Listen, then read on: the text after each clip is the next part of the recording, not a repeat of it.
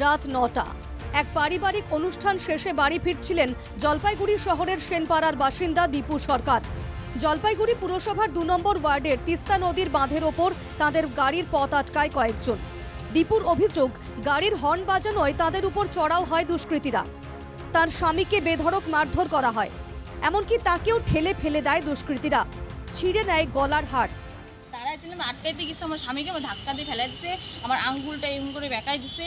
সব কি পুরুষ মানুষ যারা করেছে? হ্যাঁ, ওরা পুরুষই ছিল। আচ্ছা। আর আমার স্বামীকে কেন ওইভাবে মারবে? আপনি বললো যে আমার নাম, আমাকে চিনিস, আমি রাজেশ মণ্ডল, আমি এই পাড়ার সে কি কাউন্সিলর নাকি কি বল নাম বলছে, নাম এ শার্ট ছিঁড়ছে, তারপর গলার চেন ছিল, রূপার চেনটাও ছিঁড়ে দিছে। সোমবার রাতের এই ঘটনায় কোতোয়ালি থানায় অভিযোগ দায়ের করেছে আক্রান্ত পরিবার। এই ঘটনায় আক্রান্ত পরিবারের পাশে দাঁড়িয়েছেন জলপাইগুড়ি পুরসভার ২ নম্বর ওয়ার্ডের তৃণমূল কাউন্সিলর। মঙ্গলবার কাউন্সিলর নিজেই থানায় এসে প্রধানের বিরুদ্ধে ক্ষোভ উগরে দেন।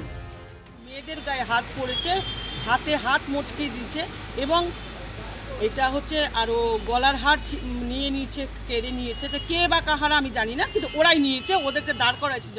ওপর পকেটে, একটা ছেলের পকেটে, ওপর পকেটে ৭,০০০ টাকা ছিল, সেটাও নিয়েছে। নিয়ে বলছে যে পুলিশ আমার পকেটে থাকে। এত বড় আসপদ্দাটা উনি পেলো কি করে? কোনো রকম ঝামেলাও হয়নি, কিছুই হয়নি, কিন্তু আজকে শুনতে পারলাম যে ওদের নাকি আঙুল ভেঙে গেছে, টানা হেঁচড়া করা হয়েছে, এই সমস্ত। আর এগুলো ব্যাপার কি, অভিযোগ দায়ের করতে গেলে কিভাবে দায়ের করবে? এই সমস্ত কিছু বাড়িয়ে বাড়িয়ে বলেই তো দায়ের করা হয়, তাই না? তবে এই ঘটনার কোনো সত্যতা নেই, নিছক প্ল্যান মাফিক যারা অভিযোগ অন্যায় দায়ের করেছে। এই ঘটনায় তৃণমূলকে খোঁচা দিতে ছাড়েনি বিজেপি। একজন মুখ্যমন্ত্রী হয়েও মহিলাদের সম্মান দেন না।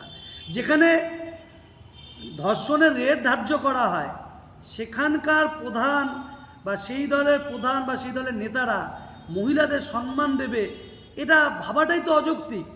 এখানেও যে প্রধান যিনি আছেন, তিনি মহিলাদের শ্লীলতাহানি করেছেন, মারধর করেছেন, আরও কিছু করতে পারতেন, সেগুলো করবেন, এটা স্বাভাবিক জিনিস।